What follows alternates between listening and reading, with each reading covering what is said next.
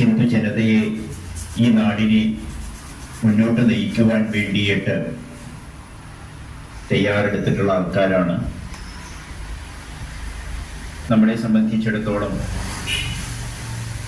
നമുക്കും ഈ നാടിന് നേതൃത്വം കൊടുക്കുമ്പോൾ നമ്മളുടേതായിട്ടുള്ള ധർമ്മം, നമ്മളുടേതായിട്ടുള്ള കടമ നിറവേറ്റേണ്ടതുണ്ട്.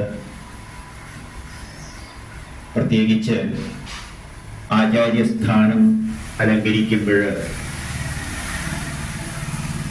അല്ലെങ്കിൽ ഈ ഒരു ആധ്യാത്മിക വിഷയം കൈകാര്യം ചെയ്യുമ്പോൾ ഏറെ ശ്രദ്ധാലുവായിരിക്കണം. ആധ്യാത്മികതയുടെ പന്ഥാവിലൂടെ സഞ്ചരിക്കുമ്പോൾ ക്ഷുരസ്യധാരാ നിഹിതാ ദുരത്യയാന്ന് പറയും. ക്ഷുരകന്റെ കയ്യിൽ